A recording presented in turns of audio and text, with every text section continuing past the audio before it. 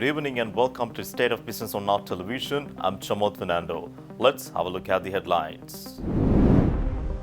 Central Bank maintains policy rate at 8%, targets 5% inflation.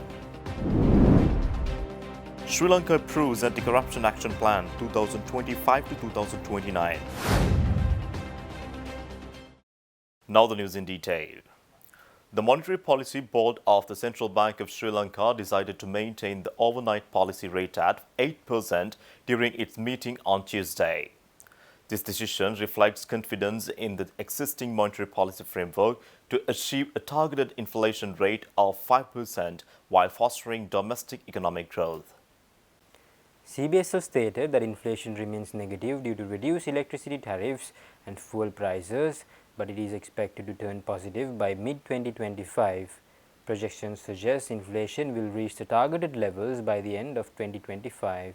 Sri Lanka's domestic economy showed significant recovery in 2024 following 2 years of contraction. Recent indicators suggest sustained growth momentum with robust private sector credit flows, low interest rates and a surplus in rupee liquidity. The external sector has performed better than anticipated. Exports remain strong while imports have increased, widening the trade deficit.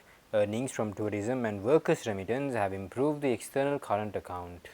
Foreign inflows into government securities have risen, reflecting improved investor confidence. Additionally, the receipt of the fourth tranche of the IMF Extended Fund Facility and net foreign purchases by CBSL contributed to a rise in official reserves and enhancing economic resilience. CBSL emphasized that while risks from global trade and geopolitical uncertainties remain, the outlook for inflation and growth is balanced. The Monetary Board is prepared to adapt its policies to emerging risks to ensure price stability and support the economy's growth potential. The Central Bank of Sri Lanka also assured borrowers, particularly small and medium-sized enterprises, of mechanisms to report grievances regarding inadequate loan restructuring support from financial institutions. Borrowers can escalate complaints to the Financial Consumer Relations Department if necessary. CBSL Governor Dr. Nandalal Veerasinghe, addressing concerns raised by SMEs about insufficient assistance, noted that while the total number of reported requests is relatively low, the banking sector has historically supported SMEs during the economic crisis. He highlighted the recent improvement in the banking sector, with non-performing loans reducing to 12% from nearly 14%. The CBSL has implemented relief measures through Circular No. 4 of 2024 and Circular No. 1 of 2025, urging licensed commercial and specialized banks to support affected SMEs. These loans include rescheduling loans for up to 10 years, waiving unpaid interests, subject to conditions, extending repayments timelines based on outstanding capital, providing new working capital loans to support business revival. SMEs are encouraged to contact their banks before the 31st of March, which is the deadline to avail themselves of these relief measures.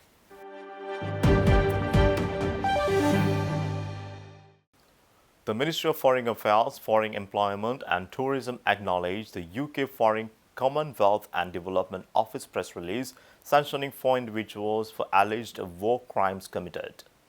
The ministry in a statement emphasized that this is a unilateral action by the UK government which serves to complicate the ongoing national reconciliation process.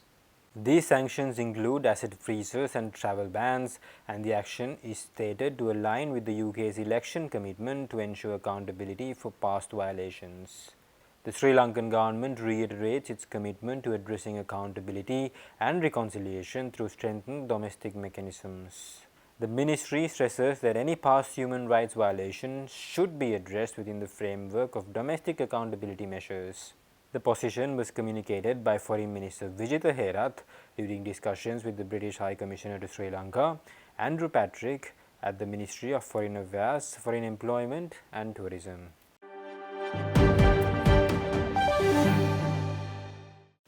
Stay tuned, we will return after this commercial break.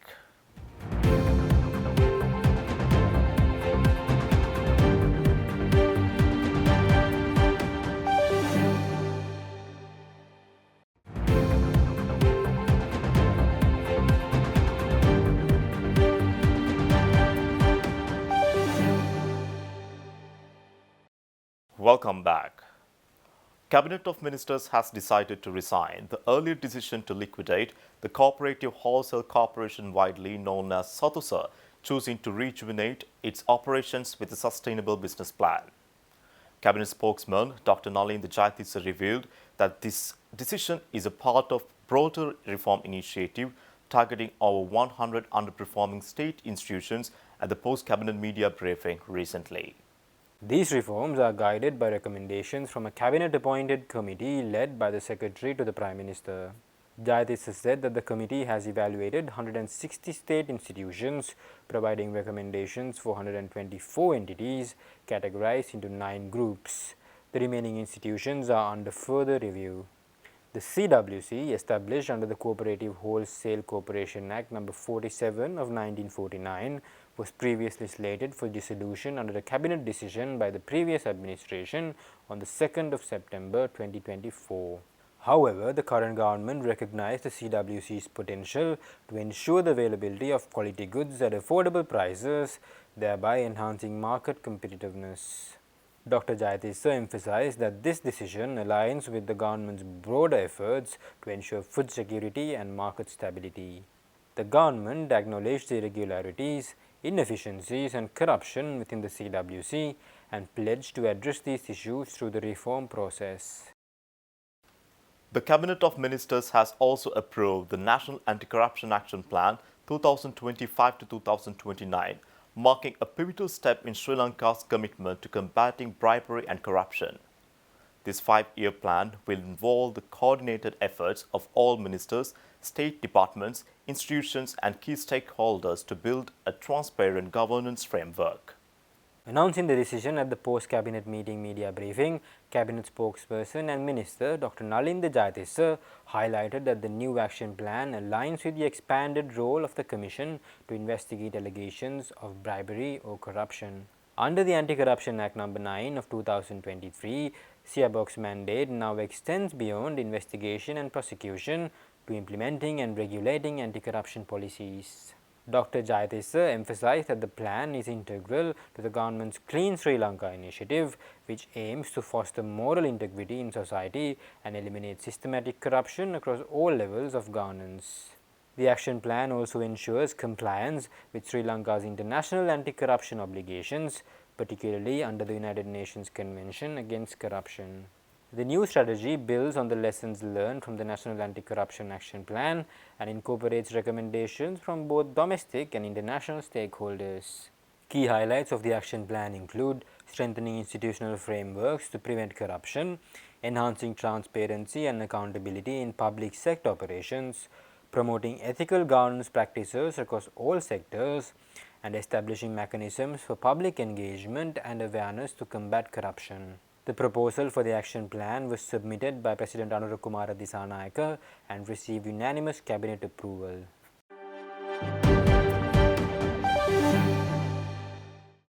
The Indo-Lanka Chamber of Commerce and Industry of the Ceylon Chamber of Commerce hosted a discussion with Deputy Minister of Industry and Entrepreneurship Development Chaturanga Abesinghe recently. The event, focusing on Sri Lanka's industrial growth and Indo-Sri Lanka trade and economic relations, brought together key stakeholders from various industries. ILCCI President M. Raguraman extended a warm welcome to Deputy Minister Abesinghe and reaffirmed the Chamber's commitment to deepening trade, investment and business ties between India and Sri Lanka. The Deputy Minister highlighted the need for continued dialogue and partnership to unlock the full potential of bilateral cooperation.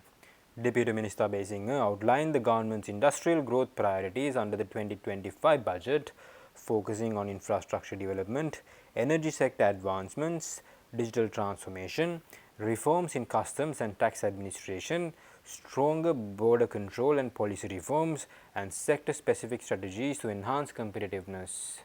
Discussions span diverse sectors including IT and digital industries, tourism, marine industries, vehicle parts manufacturing and agriculture.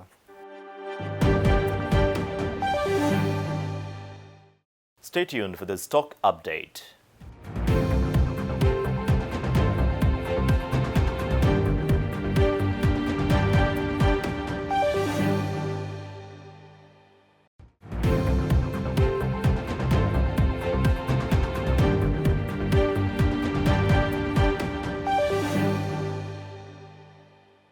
Trading at Columbus Stock Exchange ended on positive notes today. The all-share price index gained by 34.26 points to close at 15,882.06, and the S&P SL 20 gained by 17.96 points to close at 4,759.86.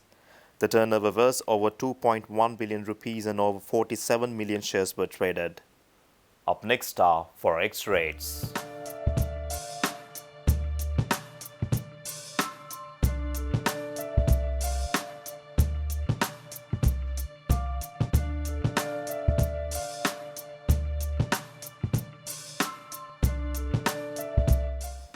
That's all our news for today. For this and more, subscribe our channel on YouTube, follow us on Facebook. Take care and good night.